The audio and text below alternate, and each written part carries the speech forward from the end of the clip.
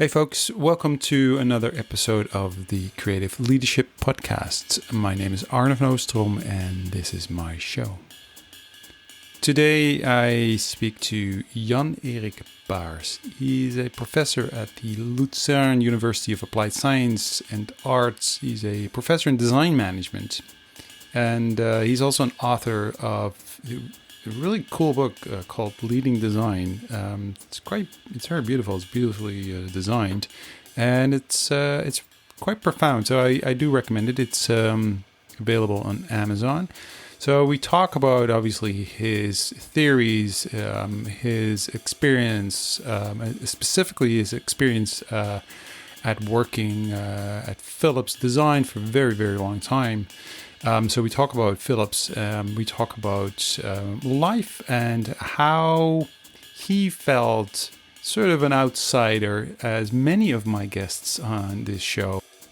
The reason why I started this podcast is because I'm writing a book about leadership, creative leadership, and these interviews are part of the research, and I'm looking for patterns. I'm looking for patterns in the content, in the conversations, in what people share about their life and how they became who they are, their origin story, if you will. So one of the patterns that I've found is really that a lot of the creative people feel that they are sort of part of different bubbles, or always feel a little bit outside of the bubble. So I sort of started thinking about a title of my book, and I thought, well, it's something to do with time traveling, because it's about how time and the things you experience kind of influence you and shape you. But now I came to the conclusion that actually the title of the book should be The Space in Between. So there you have it. That's going to be the title of my book. That's not really big news because there is no book yet. I still have to write it. But people like Jan-Erik influence me with their thinking and their stories. So anyway, I really enjoyed my conversation with Jan-Erik. I hope you do too. So here we go. People expect that they can put you in a box, in a container somehow, in a reference model, like what's your profession, what's your nationality, what's your character, and because we need those structures in order to make sense of the world, most likely. And I always have to struggle a little bit because well, actually, my parents are Dutch, and I was born in the States, but that didn't really matter much. I was 3 when we moved to the Netherlands, and then I was 11 when we moved on to Germany, and I then grew up in Germany.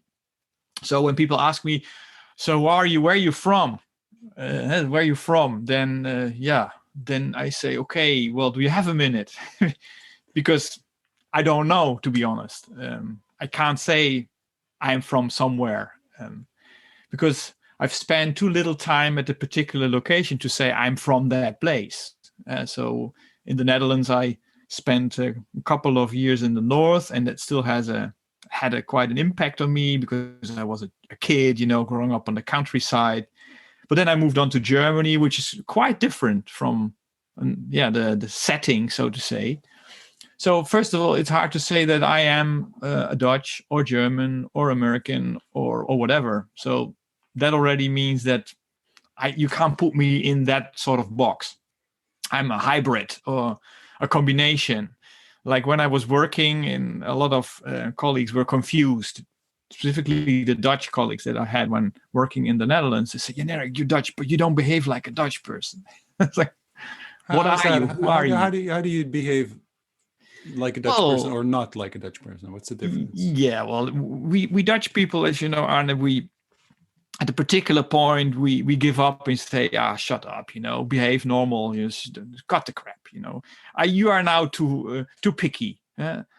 Don't go further. We know enough. Well, when you grow up in Germany and you're conditioned in Germany as a youngster, as a teen and twin, and you study also in Germany, that's when you continue, isn't it? Because you want to have a debate, you want to go to the details, you also are in for a confrontation. So if you do that as a Dutchman, then they look at you and they say you're odd, So so that's the first thing that you discover, that you're not part of that, let's say, nationality box. And then the other box that's equally interesting for people is your profession, your professional background. So what are you doing? Jan-Erik, tell me. Well, initially I studied industrial design and I started as an industrial designer, but then somehow after a couple of years, I stopped with it and I went into management, if you want to say so. I still was always part of design, but then I discovered that, hey, actually I'm managing and I'm designing at the same time, and I'm falling, as also typical, we Dutch have this saying that you can fall between wall and the shore and ship, as we say, dus wal en schip. Mm-hmm. So I ended up doing something which I call design management, which already is a pretty telling word. It's design and management. So it's something, doing both or something in between. Mm-hmm. So also as a profession, as a professional occupation, I'm not part of a box. Right. Even today, I'm part of a faculty. I'm working at a university in Lucern. And when I went there 10 years ago, roughly, I started in the faculty of design. And 1.5 years ago, I moved to the faculty of business. And neither or, I'm in both faculties, I was always considered an outsider, a different person. When I was at the design faculty, right. And we know you're a designer, but you behave so differently. You talk about management and you talk about things that, Yeah. So now I'm part of the business faculty, and I have the same things. Jan-Erik, it's interesting, talking about management with you, because actually you're not the typical manager. That's fascinating. So that's really, really interesting to hear. And also because, it goes all the way back to your childhood, in your upbringing, because of, you had to kind of adapt also to the different cultures all the time. But at the same time, being an outsider. Yeah, always. So moving as a child to different locations, different countries, different cultures. Well, so why did that happen? Why did your parents move? Yeah, they always say that you're a product of your upbringing, but also of your parents. Yeah, of course. My children would subscribe to that. Yeah, that worries me too. My yes, and so my dad, he's a scientist, and as such also a particular type of person, I would say so. An outsider maybe, because he grew up in the Netherlands, in the middle of the Netherlands, in the Betuwe, which is actually also as a region, stuck between the north and the south. It's you're on this little island surrounded by rivers. And anyway, so he decided to become an astronomer, which is astonishing, considering that he was this kid from a little village. And that also meant that his perspective was quite somewhere else than, being in that village and following a normal career, which you would take when you're on a village. His father, my granddad, he was a civil servant, running the town. He was the head of the administration there. And actually, my grandfather hoped that my dad would become a priest, because he was very religious. I know. So my father said, okay, I can take care of that. I will look for some spiritual things. But then he picked up a radio telescope. Slightly different. He took it too literally. Yeah, too literally. Yeah, I was searching for heaven. So that and my mother, she's an artist. She is the one. She actually wanted to become an artist, but she wasn't allowed to, because in those days, when in the early 50s, when you were into drawing and creativity and so forth, but being a girl from a bourgeois family, you become a teacher, right? So that's what she did. But eventually, she always had paint on their fingers, so to say. Ah. And so my dad was kind of looking for interesting jobs, and that's how you come around as a scientist. You're not living in a country, you're living in a community, in a science community. So he went to the States, and he went to Germany, and also elsewhere. And then at a particular moment, we as a family said, okay, we had enough. You go travel. And that's what he did. And we then stayed in Germany. We didn't move on because the next stop was Spain. And we didn't do that because we thought that we would like to just finish school for right, because you moved when he moved to the States, you as a family moved with him. Yeah, right? exactly. And Yeah. I was born there because of him being in the early 60s. He moved there, which is And what where in the States was that? You wouldn't guess. Probably in not. West Virginia. Oh, West Virginia! Wow. So I was born in West Virginia. I'm a hillbilly boy.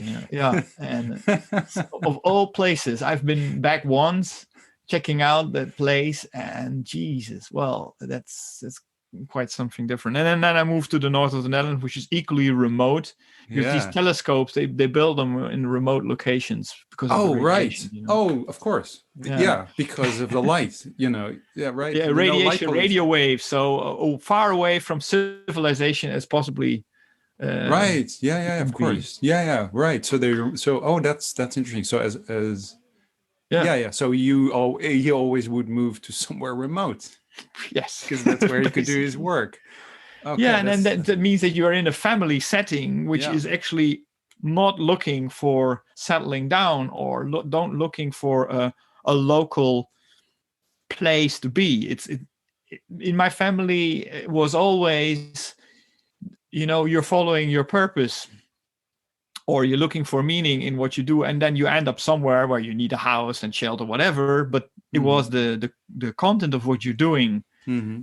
And growing up in that setting, I always try to mingle in with the locals, trying to speak the local dialect and stuff like that. Mm-hmm. But it was always clear, no, I will never end up here, and I will just also do my thing. Yeah.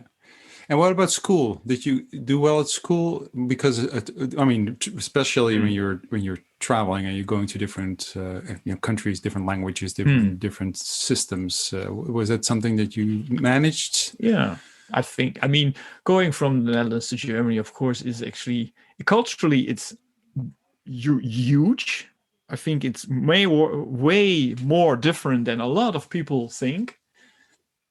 You could also move to Finland or to Russia. I think it's that different, but language-wise, it's actually quite easy. It's quite close. German language is more refined and more difficult, I think, to grasp and so forth. And that took me a couple of months to get. So my dad was quite straightforward. He just put me into school, which happened to be a gymnasium. He said, "Well, you're a smart kid, so get over with it." So I remember going there and sitting in class, didn't understand anything of what the teacher said. And I was, sitting in the back together with another kid. He came from Russia. He was German. Actually, he spoke a bit of German, but also he had to get into the rhythm, so to say. And then after a couple of months, I was okay. And then basically it took me a year to really be able to write it properly. And then the teacher said, "You know what? Maybe you should repeat the class to really get into the rhythm a bit better." The second time you understand what they're saying. Yeah. I was really upset with that because I thought it was unfair because I worked hard to get the language up to okay level. So I thought it was unfair, and I repeated the class, and after that it was super easy school because I was a year ahead. Yeah, of course, yeah. So I could really coast quite easily through my gymnasium time, and learning and doing that school stuff was actually always quite easy for me. And then funny enough, there's something in me which is a bit competitive. I don't know where that comes from because it's not within my parents, at least not so obvious. So I was a quite avid soccer player, a footballer, when I was in the Netherlands, and And then I grew up, and I grew too fast when I was like 14 years old, and I became all bones. It was really dreadful. Really?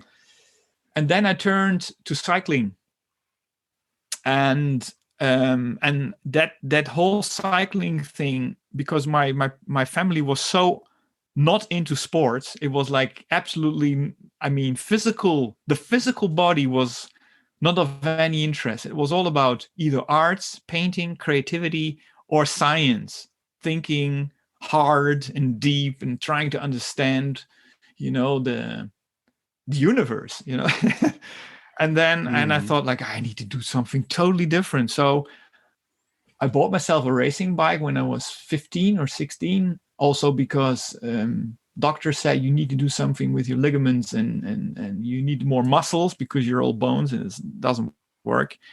And then I started to cycle every day. And I went into a cycle club, and I started to pick up racing when I was 18 years old. And I almost became a professional cyclist.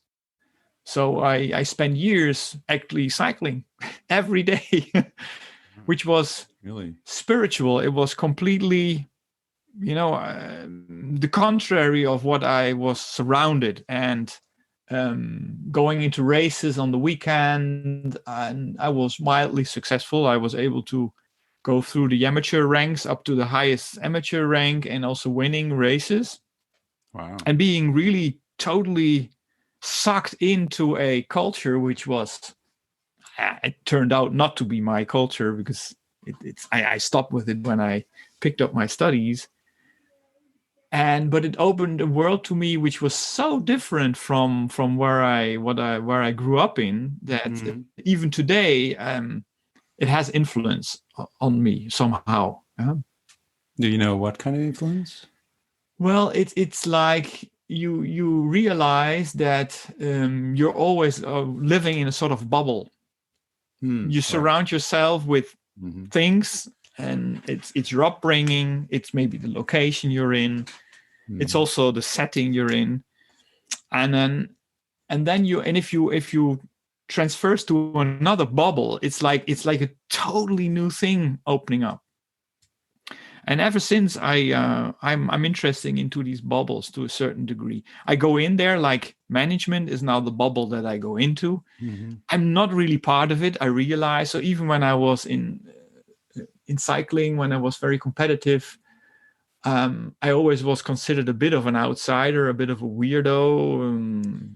Because cycling is a very simple sport, believe me. It's not about metaphysics and the meaning of life. It's like sweating and swearing and and competing, and being nasty to each other, and also deliberately hoping your competitors will hit that car that you just missed. You hear a crash behind you, and you go, okay. You think, okay, that's 10 less.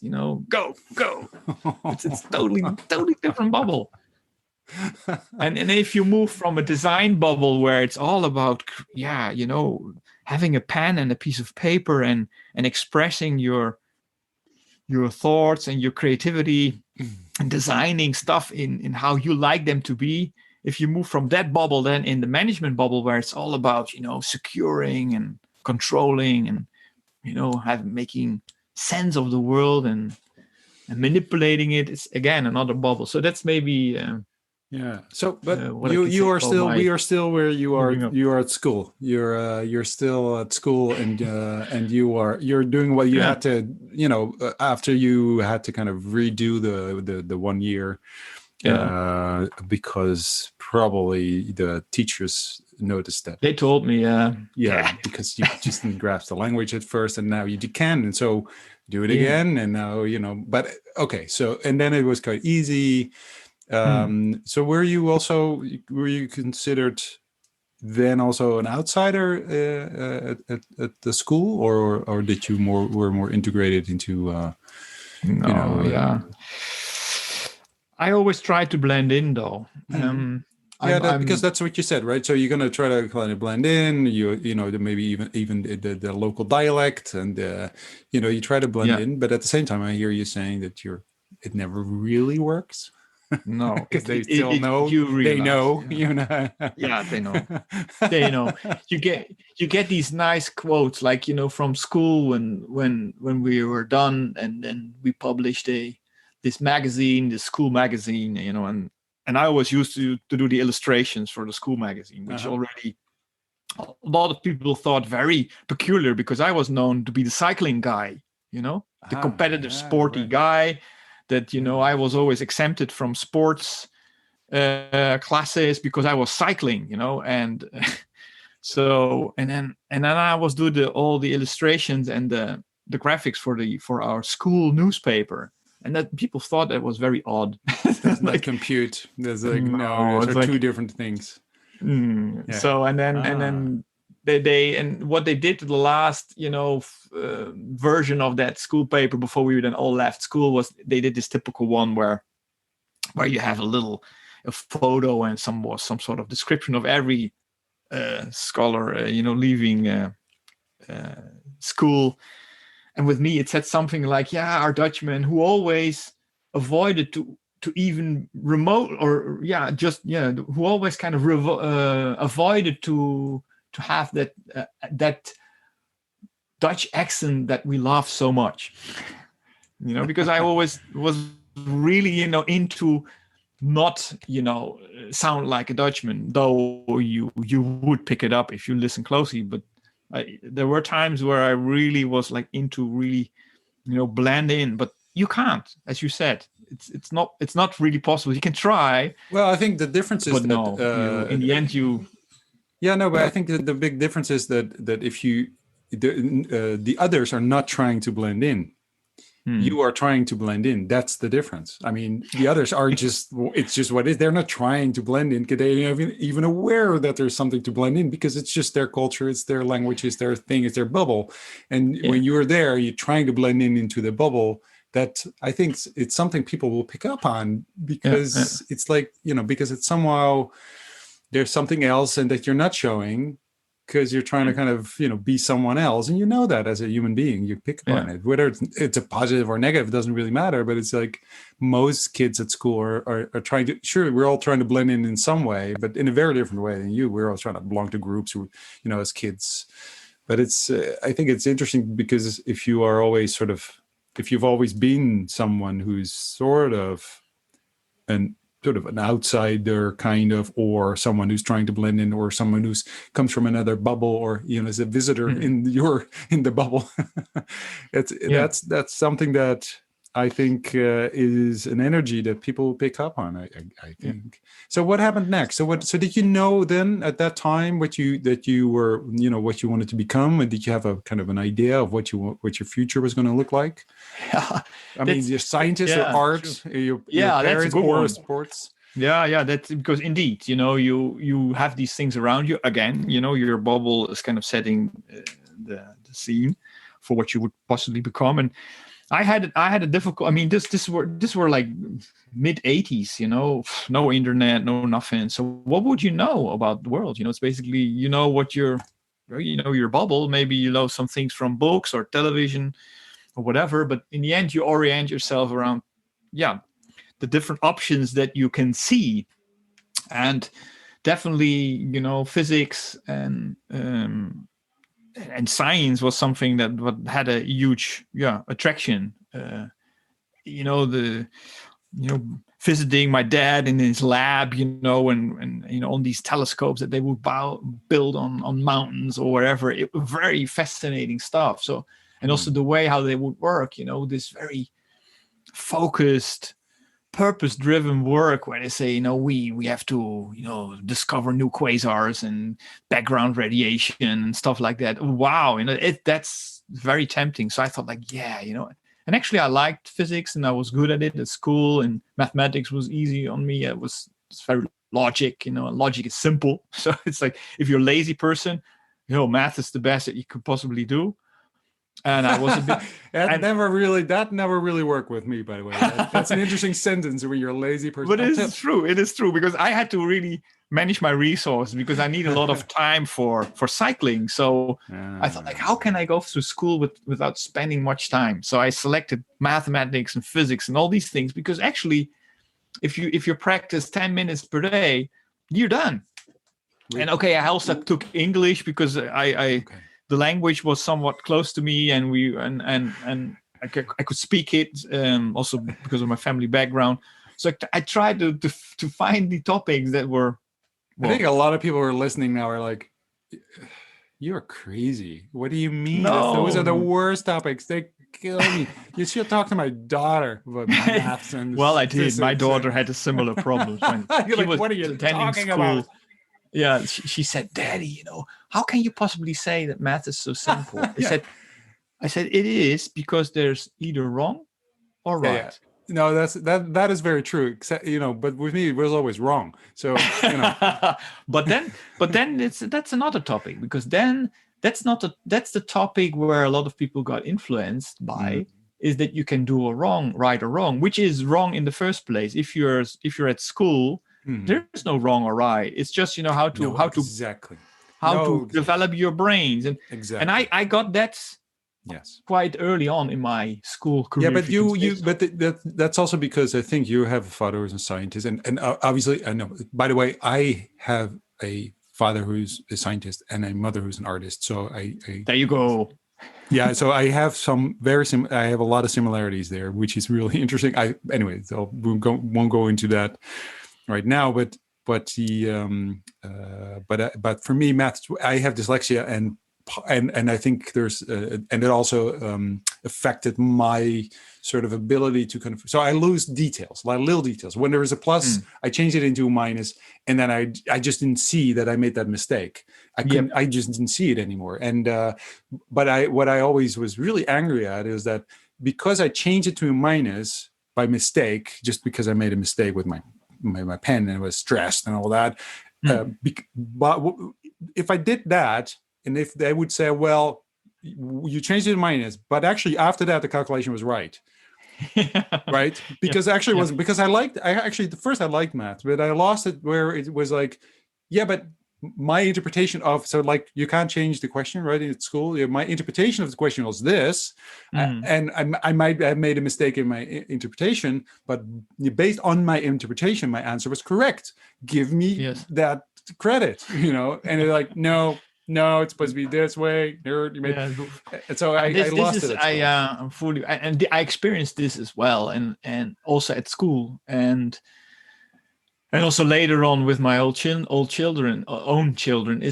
It depends on the teacher. If you have a good teacher, he would see this and he would encourage you and say, "Well, after this, everything was fine." And he would give you some points. And, So but I felt very lost in that sense that they never. Yeah, but that's also maybe because the teachers weren't able to do so. They didn't feel that they didn't have the ability to do so, even if they wanted to. Because I had teachers who were like good teachers see this, and good teachers will understand that mathematics is a brilliant way to train your logic and also to help people to become more precise. If they're a bit of dreamy persons, and mathematics is a good way to train them very carefully to become also more attentive for details. I heard a teacher say one day, and because maths is one of those topics that most kids just don't like at school, and he said, there's only a few who really get it. They have the brain. I think you have the brain for it. You get the logic behind it. You're like, oh yeah, that's easy, right? So okay. But then you can wonder, why do you kind of torture all these children with math if they don't get it anyway? And he said, no, it's not about. It's actually about developing a way of, of thinking, and you don't have to kind of really get all of it, but it does develop sort of. It is a door. It's a door. If you get it, there's a door to the universe, to how everything works. And that is so beautiful. And he said, even if you get a little bit of that there is this thing that kind of, it tells you how everything works. But it is about, it's actually, I had a French teacher, and she said the same thing, is about, we're not really expecting you to be able to speak in French fluently at this end, but it's a different kind of system of language, and it will, it will develop your brain in a different way. Yes. Because it's just another system. We think, and I never, and so they told me this way too late. They should have told me that earlier. That was the point. I would have maybe be more interested. But at that time when I was having all these kind of topics, I just hated it because it was just like a weird game. Like you're teaching me something, and now you're going to test me if I got it right. And if I didn't get it right, I got punished. Like wrong. Like, yeah. And I didn't like dreadful. that. Yeah. But you were at school, you're going well, and you were kind of you were giving all these options because of the context that you were in, and it's in the 80s. You know what you know. You have a scientist as a father, an artist as a mother. You're into sports, but at the same time you're kind of an outsider, kind of. I don't know first of all, is that something that you really were conscious of, like I am an outsider, or? Oh yeah, of course you are. Yeah. I mean, not in the sense, because I was so desperately trying to make sure that I could blend in. You do that, and if you reflect that behavior, you're not blended in. So basically, you have to do some sort of effort, and that was okay for me. I think I never had problems to do that effort and try to blend in. So that's never something that bothered me or that was stressful. No, I saw it as a kind of a challenge. Okay. Where and generally I like challenges, because also that's also why I love to compete in cycling races. It's very competitive, but then if your school's gonna end, and then I thought, okay, so what's next? It was clear it was something with studying. So it was clear that I wouldn't go in a factory because, in those days, I've been to factories and working, on vacation time to make some money and stuff like that. No, that's definitely not something I will not work to make a living. I want to, to live, to work. It's the other way around. So let's pick up a study. So what can you study? Yeah, good question. No clue. Architecture. God, I was interested in the combination of planning and designing and doing some things, and then and kind of combine that with a logic also in constructing and stuff like that. But then architecture, no, that's a bit no. That was not something that really interested me. And then my dad, he said, "Hey, son, you have to think of something that you can study." And it was tick, tick, tick. The time was moving on, and in Germany, you do this Abitur, no, that's your closing of your school time. But I was, the season is starting soon. So I was more interested in getting good results in my cycling. And then I was actually thinking of, what? Maybe becoming a teacher. That could be something. My mom, in the end, she decided to become a teacher. And then I thought, what? I'm going to study physics and arts and become a teacher in both. Oh, cool. And a lot of people, like you said, oh, that's interesting. That doesn't happen that often. And I was looking for, where can you have this combination? I found out, in Düsseldorf and in Stuttgart, you can study at the academy, and also for the teacher study, and also combine it with physics. And I got my paper and stuff like that. And I thought, okay, if I can't find anything else, then this could be a good thing. Because I also knew, becoming a teacher, I still could continue with my sports career, and actually, could be sort of a setting. Mm-hmm. And then one day, it was already January. So in my final school semester, and my mother came home and he said, "Hey, Jan-Erik, I met this guy, at a party, and we were talking about our children. And he said, and when I told him that you weren't really, sure of what to study and this and that, and I told him about your interest and that you were interested in, physics and arts at the same time, and then architecture wasn't really it, he said that I should consider industrial design." Oh. And that was the first time I deliberately heard the word design. Because before that, it never crossed my mind. Maybe I read it once, but I never understood what it was. And I said to my mother, I remember sitting in the kitchen, I said, "What? Industrial design?" So I wrote it down, industrial design. that sounds interesting. What is it? Yeah. And you can't just run over to the computer. I mean, we had computers, but they were all running some sort of odd DOS and BASIC and Pascal programs from my father. No internet connection because it didn't exist then.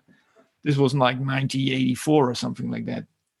What the fuck is that? Industrial design. So jumped on my bike because that was easy. Drove to Bonn, which was a town nearby, 15 kilometers. You go to this job information center, and with my little letter, and I said, "Okay, I need information on industrial design." And then this woman, you look in the register, and you get the microfiche out, and you can look. Oh yeah, we have an information brochure on industrial design. Goes into the archive, comes back with a little booklet. I still have it somewhere on industrial design, what it is, where there are study options to study it. So I cycled back, read through this booklet, and I thought, like, damn, this is it. It's about engineering, it's about constructing, and I love to build. I build models, and I was like an avid plastic model builder and constructions, and I did woodworking, all sorts of stuff, and it was about constructing and designing and giving form to stuff, and then there were study options around. So that was when I discovered industrial design, and then I discovered, oh fuck, you need to hand in a portfolio. So I had to rush to gather all my I also love to create comic strips. I drew them, many of them. So I collected all that stuff. You still have them? Yeah, I still have some of that old stuff. Yeah, cool. Not worthwhile showing, but I'm a fan in. I'm a fan in comic strips. The Dutch comic strips. I even I'm a real fan. So I collect them even, and so I sent all that stuff over. Everything I found, they said you have to show us your creative work, and so I put them all in a bag and sent them over to the university. Got invited for the admission procedure, which is a couple of days where you have to do some tests, and did that. And then I was invited to pick up that study. And that was it. That was the first time I discovered the word design. And I started to study industrial design in Wuppertal, which was a town not that far away from where I was living, 100 kilometers. So I still could continue my cycling career, which I did in the first 2 years of my studies. I was basically cycling all the time, which I think is amazing to do both. But studying in those days was different than from today. Why? Why is it different? I don't envy the young kids. I mean, they enter into these bachelor programs, and I'm being a professor myself. I know what it means. I mean, it's all packed full with stuff. 3 years, bam, bam, bam. Go. And in the 80s, studies was like, okay, you first settle in, you check out, you get acquainted to your new bubble, you meet your like-minded. Yeah, you go in the bar, have a beer, check it out, and then before you know, a year is gone.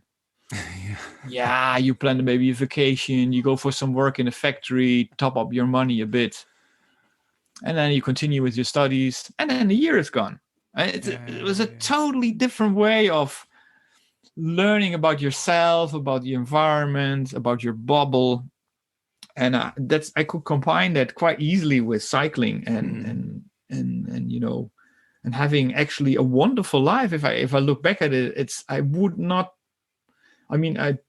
this were the best years of my life, I think, personally, is growing up, becoming strong physically, but also mentally, spiritually, growing up, meeting my wife, which I still live with today. At the school? Yeah, at the university. She was studying something totally different. And cool. German languages, Germanistic, which is, for me as a Dutch person, interesting. and then the moment comes where you have to prioritize, maybe where you have to make these decisions in your life, where you say, okay, so what is then really the future? And then clearly, it wasn't in cycling. That was pretty obvious that for following a sports career, a lot of other things have to suffer. You have to prioritize, your bubble becomes very small if you do this. Mm-hmm. So I decided to quit with cycling quite abruptly, and then focus on my studies and on my relationship, which is Yes. also That very also interesting. takes time as well. Yeah, Time yeah, away yeah. from the cycling, I guess. Exactly. Yeah, and then I entered basically into this whole career path of design. Right. And, so that's basically. And was it clear to you when you were at that school, like, yes, this is it? It wasn't because you could, I mean, it could have been a totally different experience than you expected, Yeah. but was it what you expected? It turned out to be like that. At first, I didn't have a clue, to be honest. I was doing these things and I didn't know where it would lead to. Mm. Actually, quite deep into my studies, I was like, "What is this really?" I'm not sure. I thought industrial design, it wasn't really a study. It was more like of a job education, to be honest. I thought it was very simple, very crafts oriented. I did a lot of model making, drafting, and drawing, and also this sort of stuff, which was, I liked it, but it was very, as I said, handcrafts oriented, and let's say the brain part was really not there. So I had to occupy myself with other stuff and maybe listening into other study fields, or just occupy myself with other things. But then when I first came in contact with Philips, which was during my studies, and did an internship there, I saw the application of design in an industrial context, and then I saw like, oh wow, this is really cool. Right. So you did an internship at Philips. Yes. But in Germany. No, in Eindhoven, in the Netherlands. You went to Eindhoven, yeah, exactly. Yeah, to the headquarters of Philips, in Eindhoven. Right. So this is where you did your internship. Yep. But how did you that was by that was by pure. It was not coincidence, because since I had no idea about the industry, I didn't even know what industry was, to be honest. How would you know? I mean, end of the 80s, like it wasn't all so clear. And then, so having a discussion also with my dad, I remember I said, I would like to check design out in the context of a large company, because I know that I was checking out the agencies here in Germany, and I found them to be super weird and super simplistic. Weird, yeah, because I went to a design agency in Cologne to apply for an internship, and had an interview with the guy, the owner of the internship of the design agency, and he was this typical designer person. Oh, you want to become a designer? Are you really sure? I said, well, do you think that is a problem? Well, to be a designer, it really means something, and only a few can really make it. Ooh. I thought, like, oh, so you are telling me that you're the one of the very few that made it, Yeah, you. yeah. So I'm impressed, not. And and where I come from, maybe that's a bit my Dutch background. I'm not so quickly impressed with people, so I wasn't impressed by the guy at all. And purely because of the fact that he had an agency. Well, so what? There are others that have that as well. And he tried to paint this picture that design is something very special, and yet you have to be a chosen one to become a designer. But actually, I figured out that he just wants to have slaves around him that feel like to be a chosen one. So I asked him what the duties were in the internship and what I could learn, and it turned out that actually he didn't want to teach. He wanted people to support him in his agency. And I thought, no, this is not what I want. I want to learn. I want to have practice experience. So I figured, I wasn't sure, but I thought that maybe in a large company that would be different. It was just a gut feeling that I had. I thought, like, in a large company, the problems are more complex and they're not so simplistic. Maybe the whole design phenomena is treated differently there, because actually I was almost thinking of quitting design because I thought it was too simplistic. Right. Yeah. And due to the experiences I had with all these agency people, And so I was discussing this with my dad and saying, yeah, and Daddy, I'm not really satisfied. I think I chosen something which is interesting, but very simplistic and, And so I said, maybe I should go to a large company. And they said, what about Philips? Oh, yeah, Philips, true. We have the Philips television, and we also had a Philips, I think, a mixer or something like that. And and he said, you know what, Jan-Erik? I have a lot of friends at Philips, because when he was studying in Delft, he studied physics. A lot of his buddies went to Philips in the 50s. Yes. Yeah. And they were working at the Nat Lab, and at the laboratories of Philips, which then still were the biggest private-owned labs around. So you know what?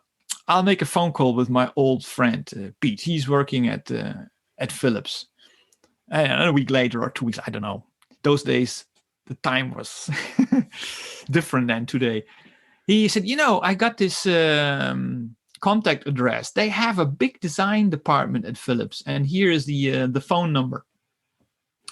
So I phoned them up, and he said, "This is me, Jan-Erik. I'm living in Germany, and actually I'm Dutch, and I'm studying industrial design in Germany, and I would love to have an internship." Oh, yeah, of course, interesting. Well, send us your resume and stuff that you have to this address. So that's what I did. Put it all on the post.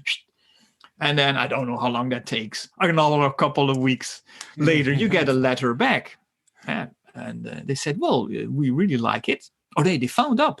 Exactly, because phoned up and said, Jan-Erik, we look at your stuff. They had phones at the time. Yeah, we had phones. You have to think like, oh, yeah, right, they had phones. Damn it sounds so ancient. So they invited me, drove to Eindhoven, and that moment when I stepped into that place, it was on Strijp S in Eindhoven, and they still had the gates, and everything was like Fort Knox, and it was entering a gigantic bubble, a new bubble, a big bubble I've never been into before, a bubble of a multinational company. And they had, designers from all over the world, and they had all these drafting tables, because we didn't have computers then. It was all on, drafting boards. And I thought, wow, this is a place. So, and that was when I decided to finish my studies and deliberately entering a large company. I did not want to go into an agency. It was something that I absolutely found out that was not the way for me to go. I wanted to be in an environment which had larger structures, more complexity to it. Mm-hmm. And then I entered Philips, and I think that was me, being saved for design, if I can say that, because if it wouldn't be for Philips, I would have stopped my design education, I'm pretty sure. Because I still need these kind of complexities in what I do. How did you get, because then after your studies, you started working for Philips. But was it because your internship? Was it sort of the result of your internship? Yeah, they just nailed me to the chair. Really? They just said, you're going to be here. Yeah. All right, that's and I my first internship I did, which was like a 3 months, normal internship, and it was the last. I think those were the last months of the golden ages at Philips. Oh, really? How can you tell me a little bit more about that? For those that know the history of Philips, it was the last month before Centurion hit. The last year, because the year after when I joined, Centurion hit. I think in 1991. That was. You have to explain that. The next year, yeah. So I did my internship in 1990, and I stayed and did my final internship at Philips, and then continued to be employed. Yeah, and that first internship was still in the time where Philips was. I think they didn't even know what they were doing in terms of turnover. It was like a big company full of designers. It was a time where designers ruled the company. It was a time where engineers, developers, inventors, designers were looking at the world from this like still old perspective of we can, create wonderful stuff and it will all make wonderful experiences, whatever. And that's what we're going to do. And then somebody looked at the balance sheet and said, yeah, nice, but we have competition coming up, and it's, those Japanese, they do the same, but actually they do it cheaper. Mm-hmm. And we're not selling as much anymore. We have to watch out for the money. Mm-hmm. And then, so I remember a farewell party of one of the leading Philips designers from the Put, who was, going into pension. And he was this Dutch, the highest ranked Dutch designer. We had Bob Blake, being our boss, an American who was an interesting guy. He was very much into design management. And that was, the parties and everything they had. I was like totally flabbergasted. I thought, like, Jesus Christ, this is great, working in such circumstances with all these means and stuff. They even had computers, it was like, wow. And then a year later, I entered. Jan Timmer took over the company. A little side note: Jan Timmer is from the same village as my dad. No way. Yeah, they knew each other kind of village? roughly. Jan was like a couple of years older, 2 years older as my dad or so. And so Jan Timmer's cousin, he was the gardener of my grandmother.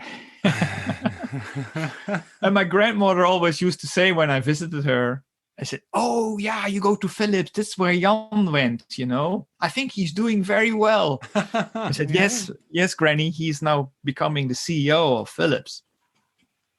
And Jan Timmer was a great guy. He was a bit of a intimidating guy, but actually he had he was a typical guy from the area, from Linden in the Betuwe, in the center of the Netherlands. And he was still a designer, but he was more of a design manager, I think, because he understands that without having the resources that you need to run a business, you cannot design great stuff. So he had a tough job to remind Philips that design is great, but you also have to manage. So you have to take care of your resources, and you have to balance these things out. Mm-hmm. And so he launched the so-called Centurion program, which, because it was 100 years of Philips was founded in 1891, and we were in 1991. So, and that meant ditching 20% of the company resources. So in terms of exposure, costs, people. Mm-hmm. And if you're hired at the same time when a lot of people, actually it wasn't possible. I had to be put on some sort of a student contract for a year in order to be, admitted to the company. So I realized, okay, so this is the trick. You have to both design and manage at the same time. You have to create great stuff, but also you have to take care of a business, which made sense to me. Yeah, I didn't know anything about management. That was something I totally. But you like complexity. Bubble. You like the the idea of that things are more complex. It's not just about designing stuff. So okay. So but I can imagine that entering a company at that moment is also a bit like the atmosphere. Yeah. You must have felt sort of the atmosphere changing. Right? Yes, because people were worried about losing their jobs, and there were colleagues that lost their jobs, and the funny thing is that design was really growing in those days, and also grew afterwards very strong. When I joined, we were like 130 people, something like that, in Philips Design, 124 to be correct. Yeah, because you joined Philips Design, right? Just to be Philips Design, which was then called Corporate Industrial Design Center, I think, CIDC or something like that. Yeah, even I remember that. And ever since, the number of designers grew. I think when I left in 2009, we were like over 600 or something like that. But Philips shrank quite dramatically. When I joined, it was still like 370,000 employees, and when I left, there were 100,000. Right. So it's like this kind of counter movement, which also is indicative of how design, I think, as a function also grew in importance, and also how totally the business changed. So it was a bit of a Well, it was 20 years, almost 20 years of amazing learning and experiences, and I'm very thankful to be being part of that whole transition. It was interesting, but also I could also work a lot on myself. It was the company gave me this complexity, like, okay, try this out. Then, and so also after being in design and designing stuff for a couple of years, and I worked at the medical system area, which was also per se more complex. I really loved that. Also the design tasks that were there. And then I discovered that I was also in for this whole, putting design in a company context. So I quite quickly moved also into design management, so leading a team, leading a studio, and I moved to Austria. I spent 7 years in Austria in Vienna to run a design team there, and then really becoming part of the leadership team of Philips Design. In the last couple of years I spent there, I was responsible for, let's say, a large part of consumer electronics as a so-called design officer and part of the management team. So I really was, building bridges, trying to improve what design could do, and following this whole design management path that I went into. So I've worked for as an outsider, but I worked for Philips Design quite a lot, and after you were gone, we one of the observations I had was so you could. Someone said, at Philips you can pick up a project, and he said he can pick up a ball, you can run with it. And then you can but at one point you can just drop it, and then nobody picks it up. But you have the freedom to just kind of pick up any kind of thing you're interested in. There's a sort of, and so to me, the observation was that there's a freedom within Philips. So for me, my framework is Philips Design. Within Philips Design, you can kind of do a lot of things. You have a lot of freedom, but at the same time, so my experience was that when it would all of a sudden become very important, then there was sort of, the way I experienced it was more of an almost American way of, I don't know, there was this force. All of a sudden, everybody got really nervous and stressed. And because there was leadership coming, and it was like, rah! And then there was all of a sudden everybody was really stressed, and everything had to be perfect and spot on, and blah, blah, blah, blah, blah, blah. Yeah. And I always felt like I'm in this kind of roller coaster and then because I'm an outsider, because work from Design Thinkers Group, and I would then be, either I would leave the roller coaster because the project ended or something, and I was like, blah, blah, blah, blah. Like, oh my God, what was that?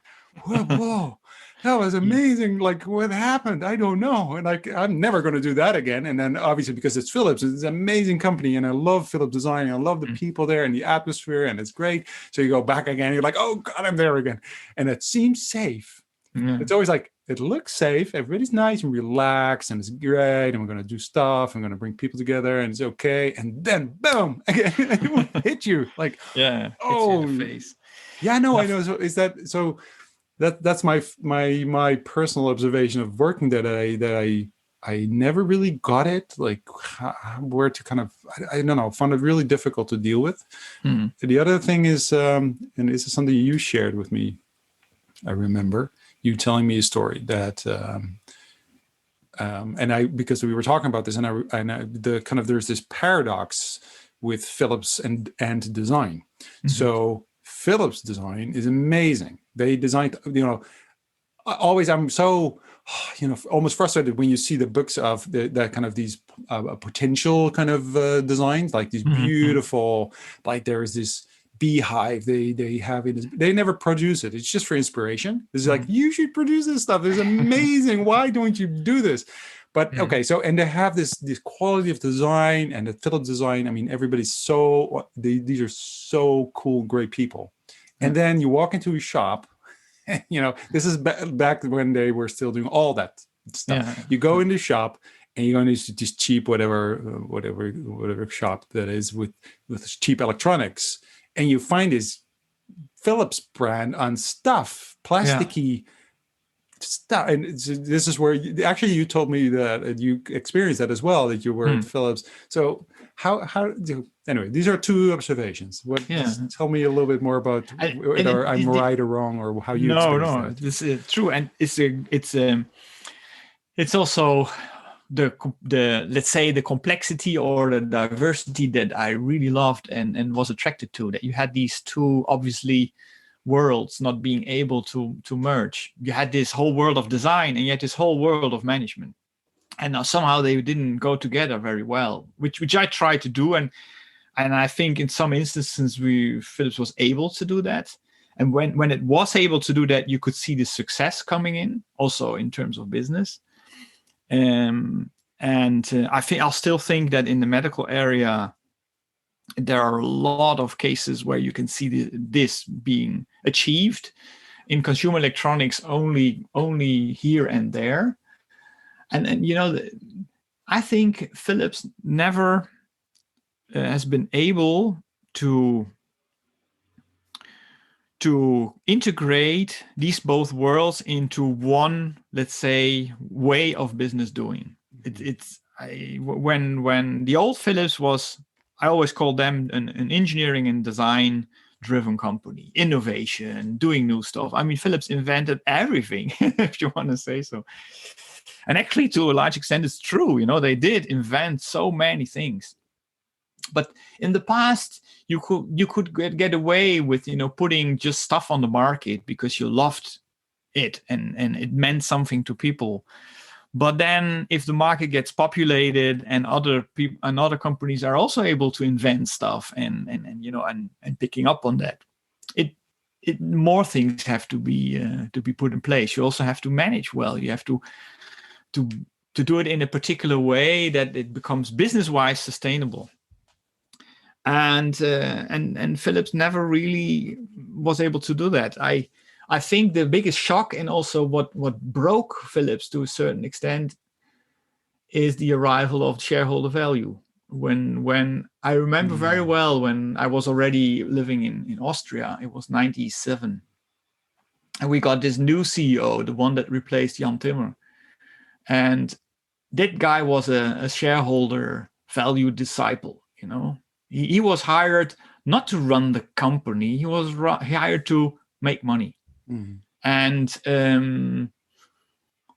that infused a sort of thinking in the organization, which was already there, but it kind of made it more accepted to look at the role of a business as a money machine.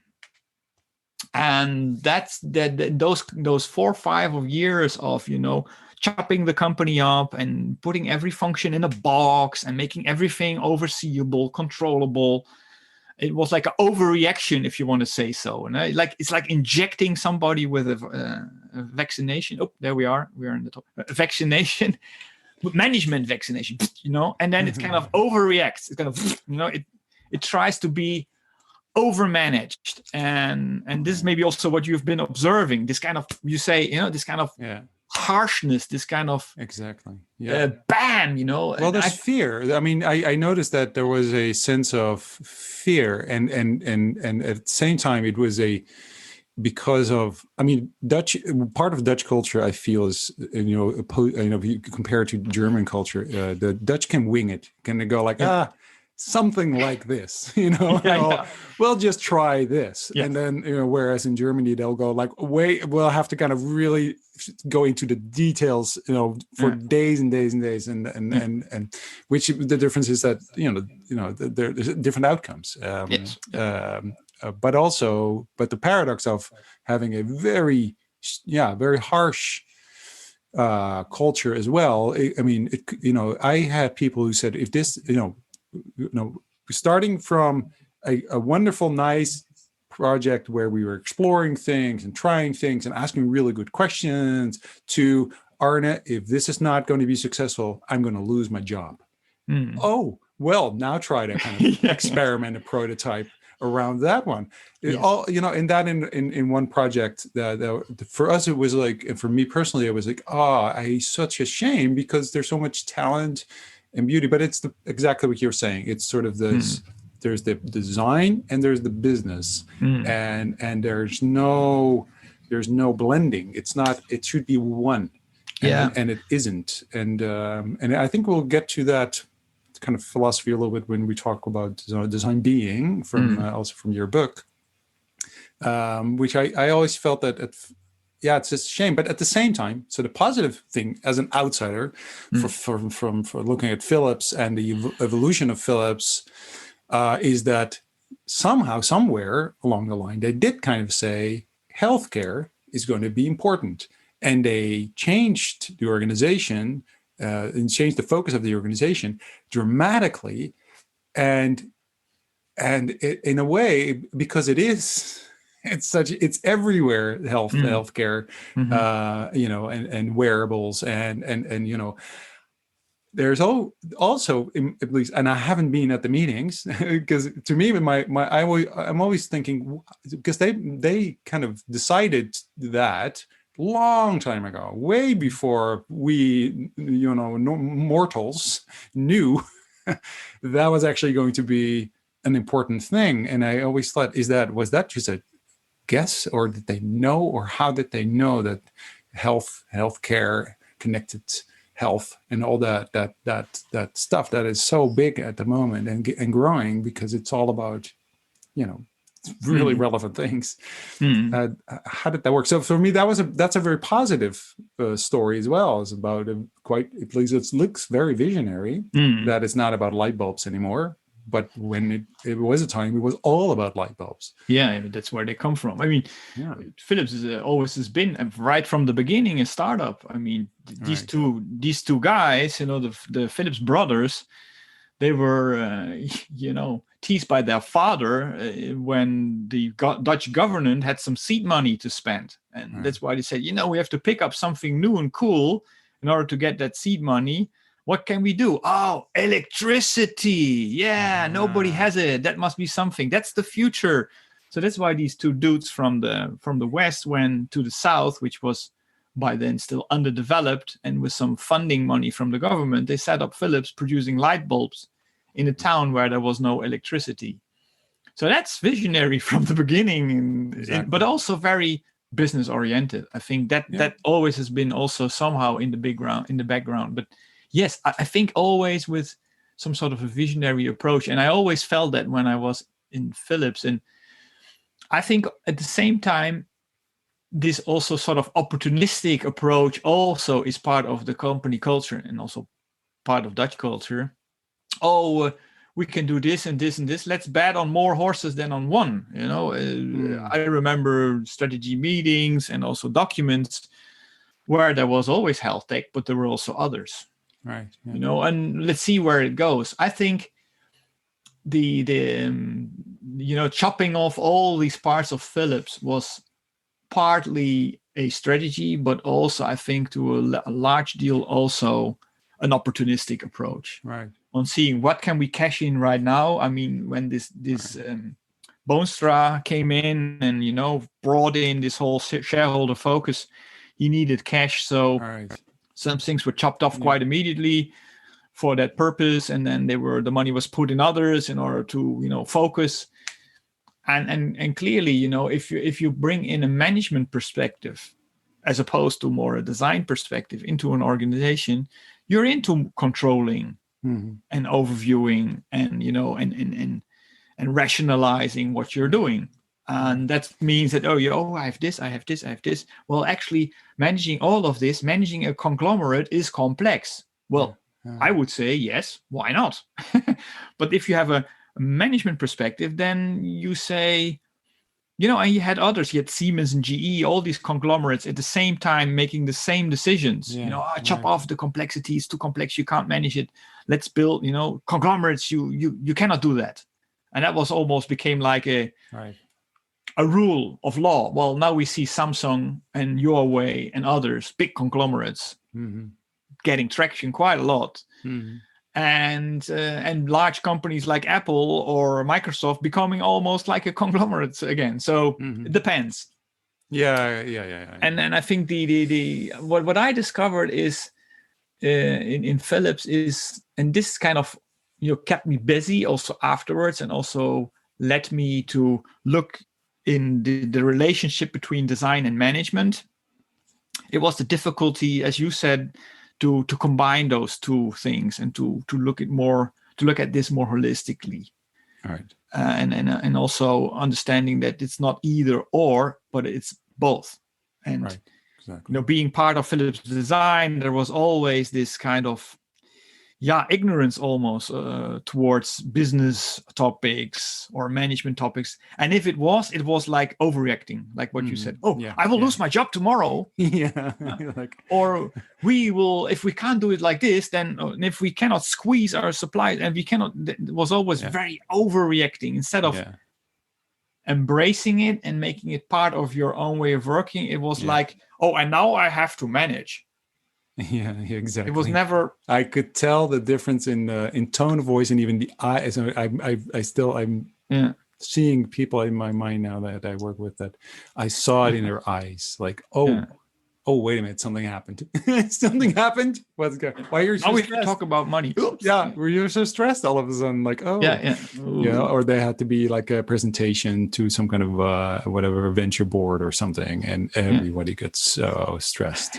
And it was like, and I just refuse to get stressed. If it's no good, it's no good. What are you talking about? But no, and the speed of things.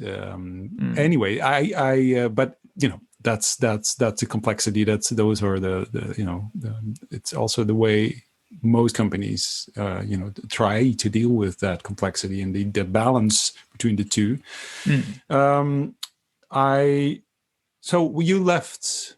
Why did you leave? Good question. Well, there were a couple of things. First of all, I did a lot in Philips. In Philips Design, I have to say. So in my last job, I had a great time working for this consumer electronics division.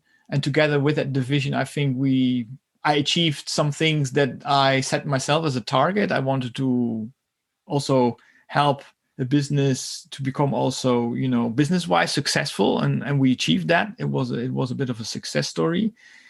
And something that I wanted to prove myself, that, you can also do this kind of hardcore business-oriented design stuff.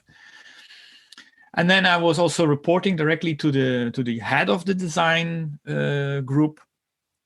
And I knew there is nothing really what I can do after this job. And it's what we said earlier on. You have these phases in your life. Every so often you're looking for this next challenge. And it's the same with me, what can I do next? Right.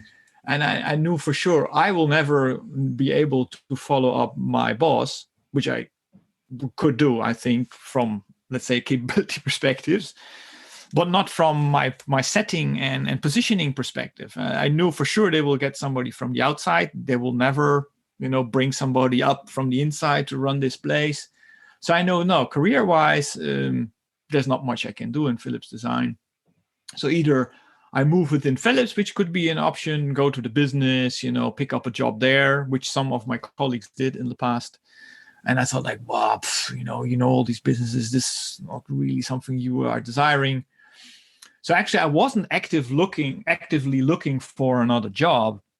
But then I got this phone call from another company that they were looking for somebody, an expert in design management, to help them out, which was Deutsche Telekom in Germany. And that happened to be very close to the place where I grew up. Right.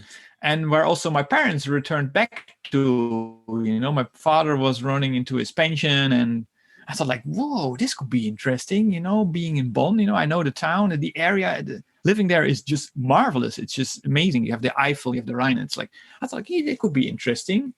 And also my family was kind of fed up of me being flying around the globe all the time. Also the traveling was a bit of a piss, and sorry to say this. It was, so I said, okay, let's do it. And then I moved to this other company. And I think after 3 weeks, I realized, shit, Totally wrong decision. Really? Oh, Why? How come? yeah, I mean, I was warned, and if any of my friends will listen to this podcast, they will say, "We told you so." It's true. A lot of my friends that knew this place and that were working in Germany, they knew that it was toxic.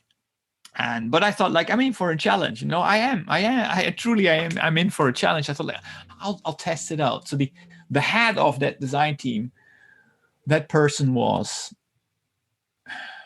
not normal. And then I thought, like, okay, that happens. I've been with people before that are not, that have some sort of an issue. You have to deal with it.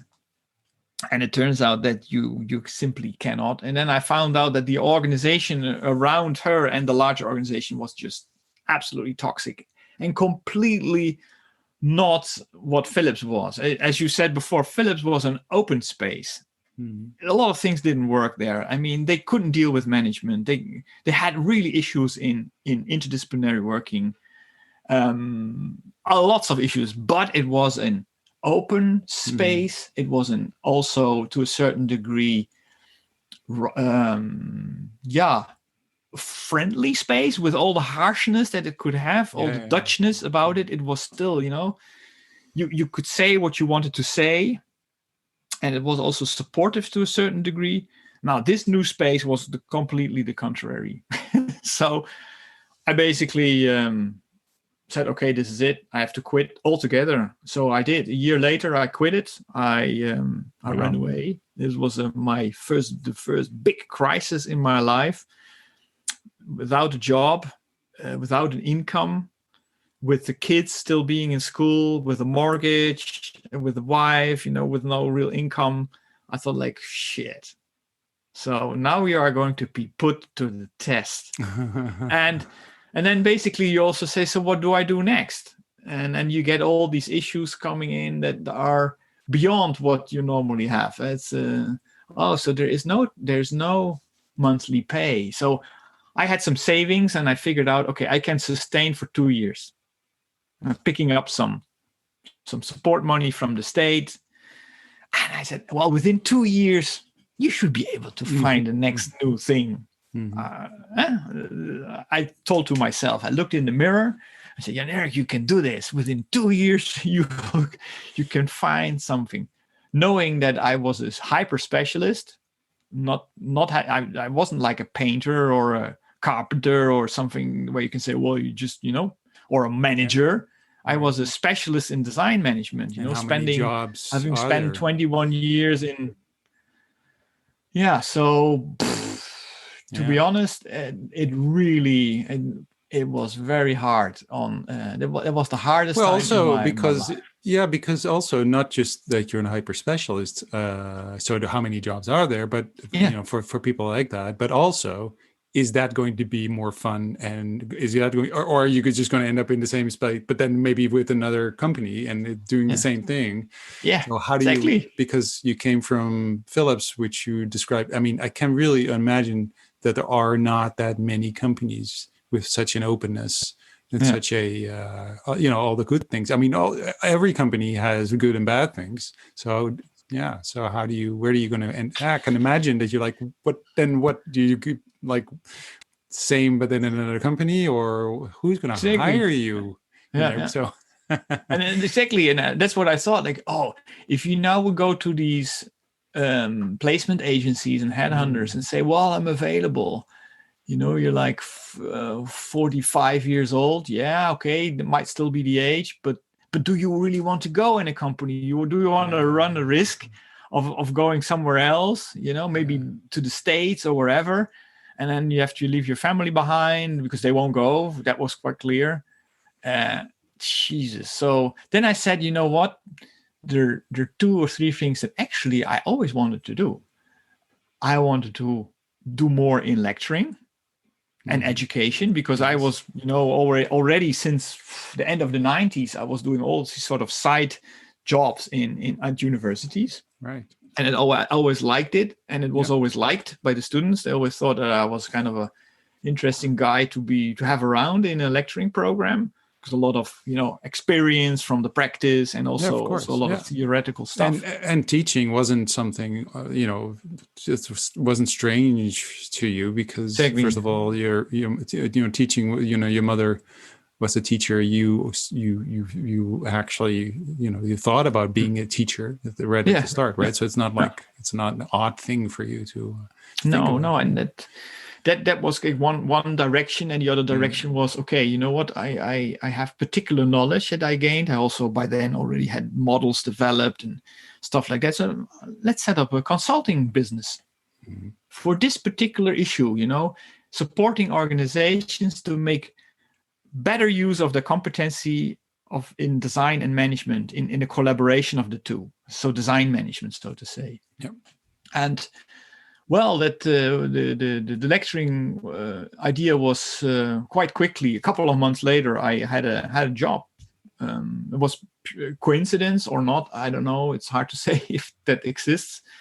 But in Lucern, in Switzerland, they had this bachelor program, one of the very, very few that focused on design management, and that was like an absolute fit, because I'm an professional expert in design management. So that was ideal. So I started there, and then on the side I started to develop my consulting activities very slowly, also realizing that there's a growing demand for these sort of support services, but still not yet recognized. It is changing now. I think a lot of more companies realize that if you want to do something with design, you better first start thinking of design management, and then starting to really, deploy design in a decent way, and not the other way around.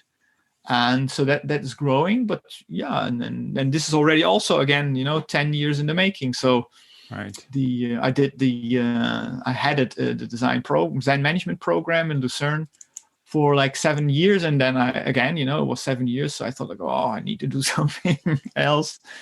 Been there, done that. And so I moved on in Lucern, switched faculties.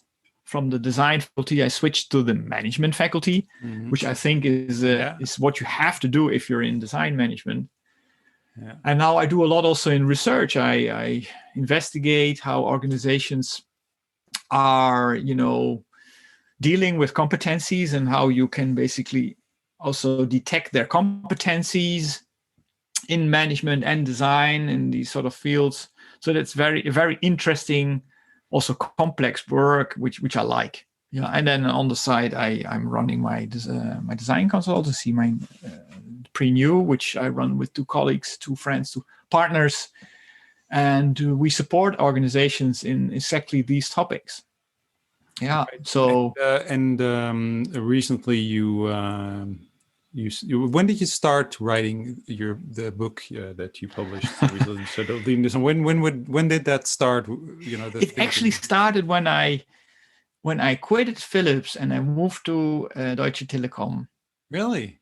Already then I was writing little pieces and articles. Right. Yeah. Opted pieces on all sorts of stuff. And then when I quitted Deutsche Telekom, I needed to do something, because I needed a therapy, to be honest. Right. Oh, there you go. I really needed therapy. I could have gone to a therapist, and being who I am, I thought that I can do my own therapy. So I made a therapy plan for myself, and I thought, first of all, you need reflection. You need to get things off your chest. So what I did is I started to write a lot, my experiences on whatever I encountered over the 20 years before that. So I put that all on my website, a blog, which is full of articles reflecting on these whole phenomena of design and organization, management versus design, but also, societal things, psychological things. And I got into this writing mode, practicing, reflecting my experience and put them out there. And then, of course, friends said to me, Jan-Erik, you're writing a lot and it's interesting stuff. And you also have these interesting models. And then I became part of the university. And, you at a particular point, they handed, in Switzerland, slightly different than in other countries. So after a couple of years, I was granted the professor status. So I thought, Jesus, now you have to write your book for many reasons. Of course. Which If you're a professor doesn't write a professor book? and you don't have, if you don't have a book out, I don't know. It's I not a don't. real- it's not You real. cannot be taken for full. So yeah, and then it like in 2017, I think it was over Christmas, I sat down and I wrote the whole book. Just locked myself in, Really? Wow. and made the structure and wrote, and then I gave it to a lot of friends of mine and said, please, can you help me? And so I'm thankful for the feedback that I got from them. And some person said, well, I like this, but I don't like the order, or I think this should be done better. So they kind of reviewed it, and I did a couple of rounds. And then I already had some parts in other books, like you had also had, like, guest lecturing in other books and stuff like that. And I found a publisher, Fahlen, publisher in Germany, and they liked the whole thing. And also said I want to do everything. So not only writing it, I also want to be in control of the design. So I hired a designer in Lucern, a design agency called Peng Peng, and they designed the whole book, which cost me a lot of money. So I spent another part of my savings on that book, because I thought this is how I want it, and no publisher will tell me how the book should be. Right. So the book is really how I wanted it to be. Yeah. And luckily the publisher liked it. So the English version that you have is one that I made afterwards. The original German book came out first in 2018. And then a lot of people said, Jan-Erik, German, that's a difficult language, please help us, can you translate it also into English? So that's what I then did. And then it took a while because I was very busy. And I published it myself because I simply could not find a publisher willing to publish it, because they thought it was too niche and too whatever. A lot of publishers liked it, but then in the end, they never really went on with it. I don't know why, but because the German book is actually almost sold out, and it was very well received, if I can say this myself. And but I thought for my students and also generally for the public, because I was asked to translate it, I just did it, and then I published it myself. Oh, pretty good. I love the visuals as well. So they come from the design agency. But it's really cool. It makes it very accessible. So you can kind of all the way the models are designed, and I really love it. What surprised me was because if you write a book, it takes a while to write a book and then translate it. So what surprised me was actually that it started with the whole COVID-19 crisis, which I thought, how new is this book? Like, when did you start? It is new. Yeah. No, I know, but you adapted it. That's nice because it makes it more. Well, because what you're saying basically is, if there's any time, to kind of consider, leading design and managing design and doing it well, it's now. There is no other. So it all of a sudden becomes a very topical book. But when you say, well, I started, thinking about this, a very long time ago, do you think that what what you're writing in the book is more relevant now than ever? It becomes more and more relevant. And what I really like is that a guy from a company that has no direct relationship to design or designers, he phoned me up. He read my book, the German version, which doesn't have the COVID chapter in it, because it was before. Yeah, exactly. It came out before COVID in 2018. And he said, I realized that I totally misunderstood what design can do in a company. I always thought of design as being this thing that you apply at the end of the value chain. You make things, look nice. You make a brochure, make this, make that, give a form, to whatever has been conceived earlier on. And now I realize design is something that is as important as management. Mhm. I think this more and people will realize this now, because what we see is how also our societies are dealing with this problem is not different from dealing with a problem in a business organization. And problems, there are two ways to, or many ways to go about problems. You can eliminate them by just, doing away with them, or you can solve them.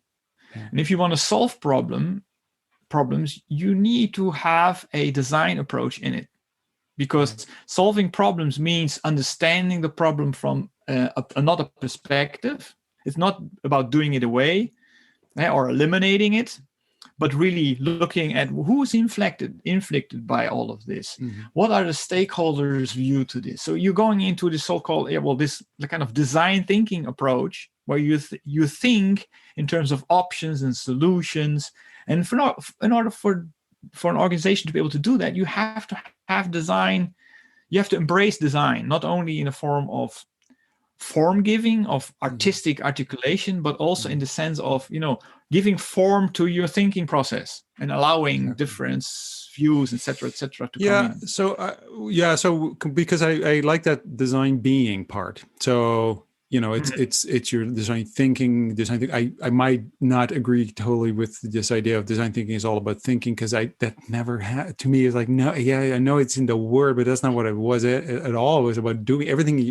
Anyway, we will skip that, because that's why I have these three. I have the ladder of the three. I know it's just my little, like, no, it's not. No, but I know. I think we agree on all of that anyway. So, but design being, I like that. I thought, design being, that makes, that feels right. But kind of to go to the current situation with this crisis, and it being more relevant than ever. So what I kind of like was this, you kind of have this visual, well, nobody can see it, but it's the design slide.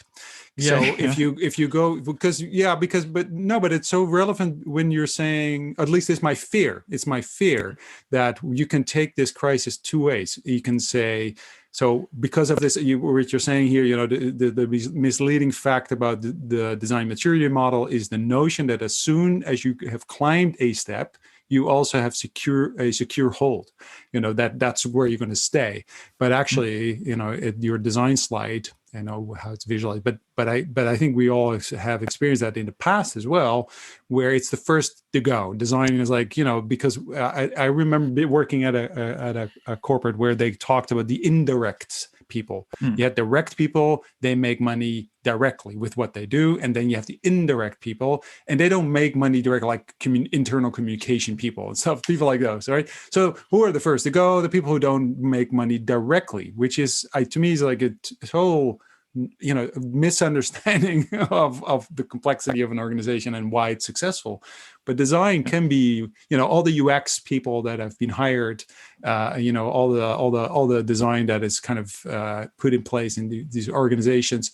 There's a risk that a crisis like this can say, it's about, again, the shareholder value model says, everything that doesn't make us money directly, put it away. Innovation is similar. I worked, we did a big project for a company in Germany, and they called their innovation departments their submarines. Because they had to be hidden, because if they would know, because the business would say, you're just burning money. These people don't know what they're doing. They're just playing. What are they? They have no clue. They're just experimenting. Everything goes wrong there, et cetera, et cetera. So the if you look at, the risk, that's my fear. Like this moment in time can kind of, it's your slide, kind of produce that slide. What's your feeling? Yeah, absolutely. This is what I experienced myself, hands-on, even before the crisis. And I totally subscribe what you're saying. If you view design as something that is an added function to your organization, done by indirect or whoever, a supplier, an internal design team. If you consider design to be peripheral and not core to your business, you're working on a design slide. And I think this is also where when I discuss with people in leadership positions, as they call them, so deciding people in organizations, which often are managers, isn't it? They have this management background. It brings them there. And if I say, if you're okay with that, yeah, fine, you can use design, but it will slide away from you when it's getting more important. Exactly. Now in the crisis, I think companies will come out of the crisis more successful if they have access to their design capability on all the levels of the organization. If it's not a slide, but a stepped model, if it's secured. Yeah. So if you are considering what to do away because you have to save money, let's say in these days, mm-hmm. So how are you going to decide how to focus your portfolio or to reduce your expenses? I think it's crucial. If you do this with a manager's perspective, you will count numbers and you will have a rational approach to that decision making, and you will reduce exposure, you will reduce risk, and you will go for the safe option, because that's what managers do. That's in their whole DNA.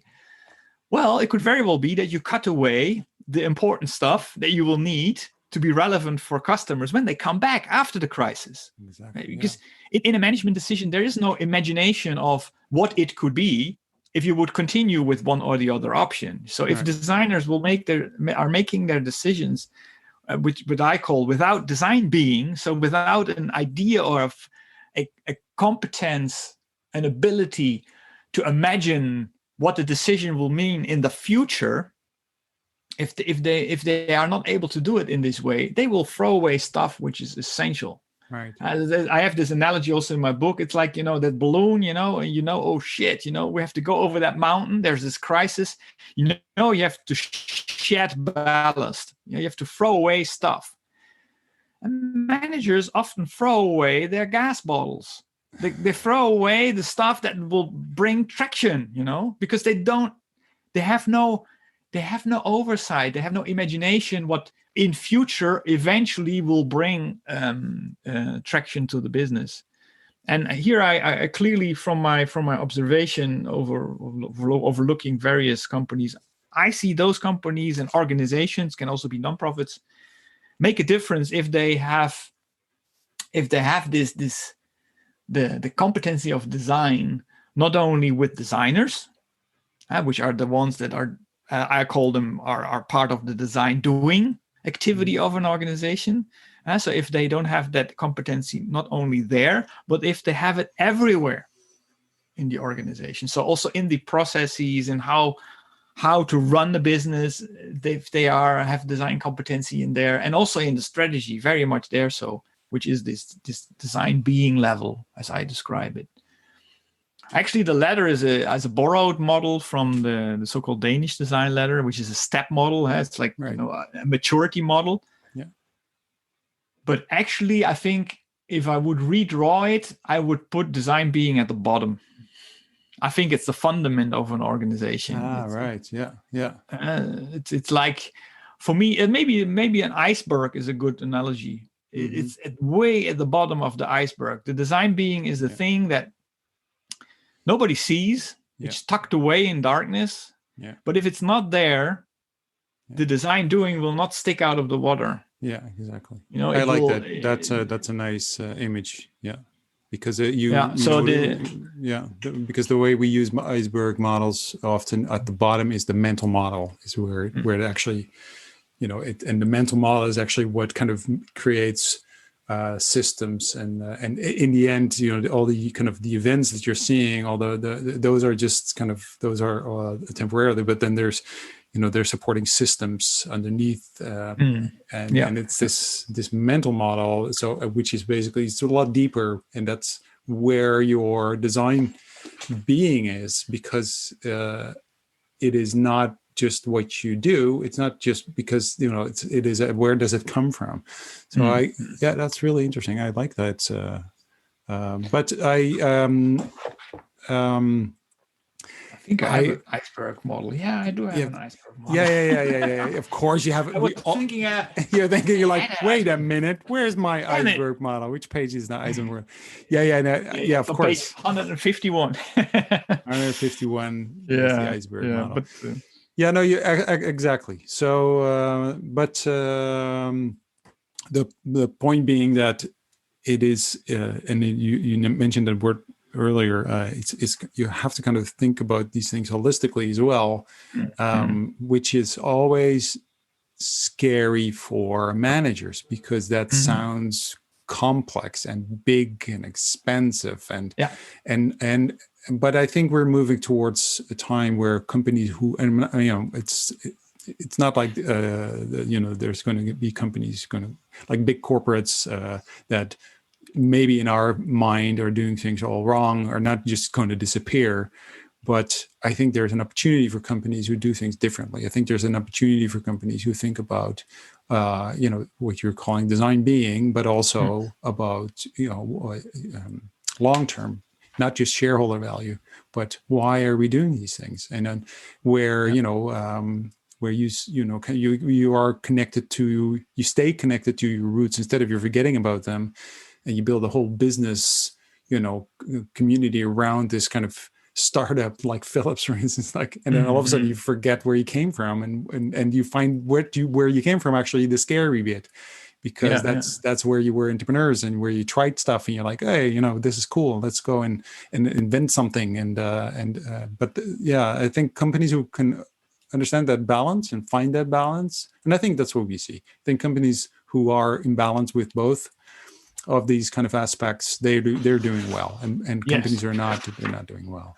Exactly. The balance is another thing that is it's on page. I don't have it. Not on page something.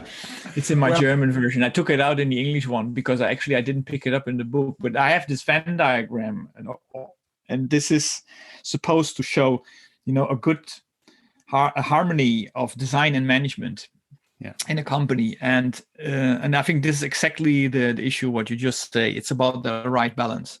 If we look how companies are run, or organizations, also non-profits, also our states, and specifically now in the current crisis, we can exactly observe the issue with a disbalance. If you are approaching a problem over dominantly from the perspective of management, you want to get rid of the problem. That's what we currently are doing. We approach the problem like, okay, get rid of it. Now back into a company, I think, resilient companies for me are those that are able to balance the design skills or a competency on an equal level with the management competencies. Right. Because with the management competencies, they're able to control and secure the resources and make sure that everything is running in, let's say, well-managed, well-organized ways. And with the design, they're making sense of what they do. They create propositions that are relevant to customers, and they're also able to, with that, to differentiate themselves from competitors. So as a business leader or leadership for me is the ability to do exactly that, to balance between management and design, and not saying it's either or, but saying it's both. I mean, if you say, okay, guys, let's go there, and we have a vision, and this is why customers need us. This is what we produce. This is all design stuff. You cannot manage your future. You can only design it. So if you say, this is the future, this is where we go, and you do that without then taking care of the organization and making sure the ambition is in line with the resources and balance that out, you don't have leadership. If you're only looking at design, you have a visionary or a missionary. You're somebody, screaming like, oh, this is where we need to go. And on the contrary, if you only have a manager, that person will say, well, let's all remain where we are. Let's secure everything we have. Let's throw away what we don't need. Leadership is about exactly combining the two. And if you're able to do that, you're going into a sustainable future because you don't waste your resources, but at the same time, you are meaningful and relevant to society or to customers. Yeah. So, and going now to the business faculty, and I did that because I want to discover how are these business people educated? What's on their, curriculum? What is a business manager education? What's an MBA all about? And the name already says it. It's an MBA. It's a Master of Business Administration.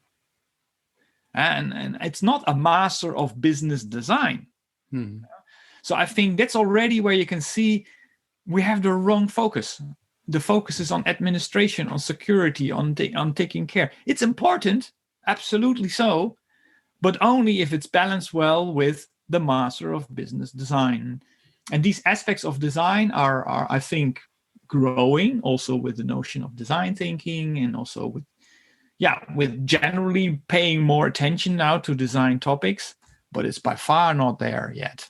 And then I see a lot of companies that are dominated by management thinking, by MBAs, by people that go and think, if I'm a manager, then I'm a leader. Yeah, no, sorry. If you're a manager, you're half a leader. And if you're a designer, maybe also. Yeah. But if you're able to combine both, then you're a leader, because then you're able to as well, manage and design at the same time. So cool. That's basically what I try to follow up on. Exactly. Thank you. I think it's a good place to end. We've talked for a while. I think we can talk more. Yeah, of course we could. But thank you, Arne. It's a pleasure. Yeah, I like the fact that my sense is of this conversation is that you're an outsider in a good way, because it makes you recognize the bubble that you're in currently.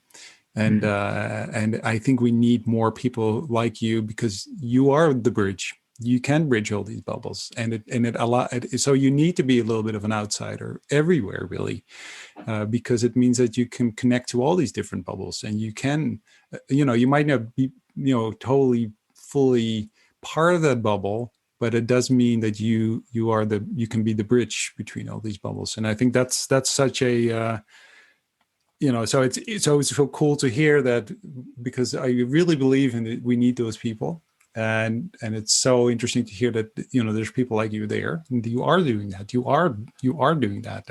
You've always been doing that. It's also part of your upbringing, and